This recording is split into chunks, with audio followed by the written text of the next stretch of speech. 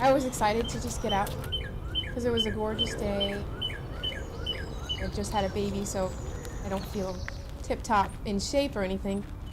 Something's not right. Something isn't right. It came without warning. 29-year-old Tiffany Aitken was on an afternoon walk when she collapsed. Her husband John didn't know what was going on. 911, where's the emergency? Tiffany! Fox 88-3, 25 Genesis Court, 25 Genesis Court, crushed the Lawrence Wilson Street up all the way to 5. Tiffany! Tiffany!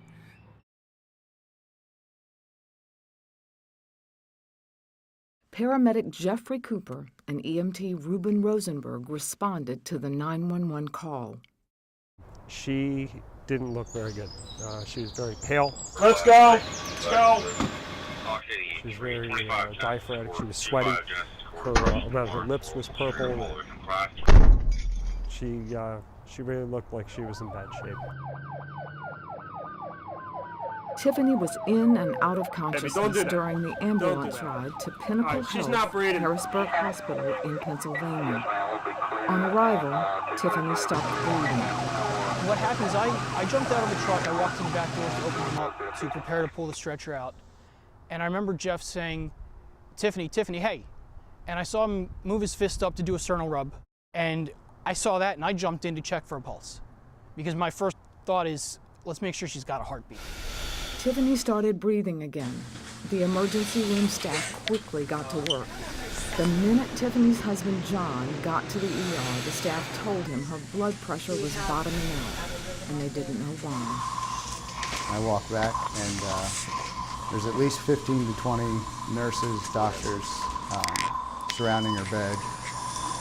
And at this point, they already had her intubated. They had the breathing tube in. They had IVs in both arms and both legs.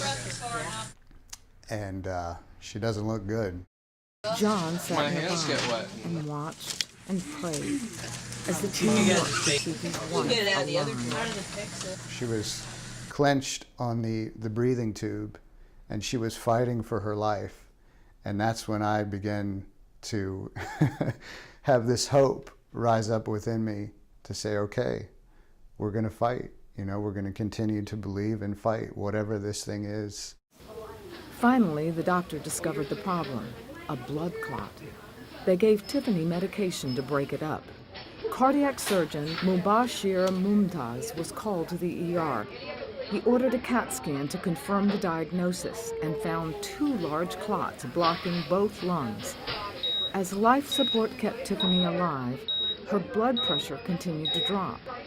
Dr. Mumtaz felt Tiffany needed surgery right away, but the medication she had been given would make it very risky. Obviously, a lot of things were going through my mind at that time. Do you want to live with the regret of not doing something on a young person and her not making it, versus at least making an effort to save her despite what the risks are at that time? So in many ways, her blood pressure going down again after the CAT scan made the decision for me that I have to give her a chance. Dr. Mumtaz told John if the blood clots weren't removed, Tiffany would die. He also told him there was no guarantee either that she would survive the surgery. John took one more opportunity to pray for his wife, and then watched as the surgical team wheeled her into the OR. This could be the last chance.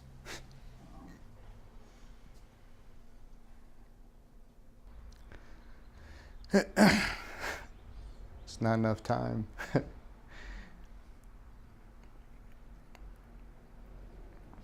There wouldn't have been enough time to say that everything that needed to be said, but.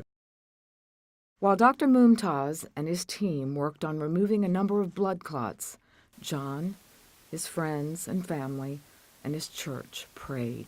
And it was like a charge of energy to the room, and that's what we did. We stood up and we began to pray from a place of authority and a place of strength. And so the A first few 24 hours to 48 later, hours Dr. are still Mumtaz critical came after out the of operation. surgery. And I had to tell John that one step went well. Let's hope the next step will also go well. isn't this really good news? And I mean, it is, yeah, it's amazing news, because 2 hours before that, I thought this could be the last time I see her. And it's like, okay, well, she's alive, she made it through, but what else? Tiffany made it through surgery, but the question now was whether she had brain damage. All they could do was wait and pray. After 3 days of semi-consciousness, Tiffany woke up, and it was immediately clear to everyone that Tiffany was going to be okay. Wow, a miracle had happened, and I'm the result of it. I'm here and I'm alive, and it just really, it's just really cool. It became fun because now you're seeing God's hand and the miraculous take place. Only 1 in 500,000 people survived the removal of a double pulmonary embolism. Tiffany was one of them.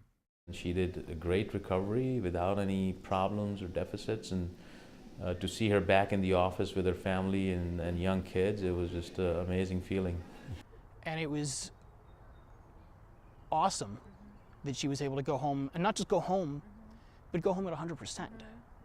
That's beautiful. I don't know if I recognize you.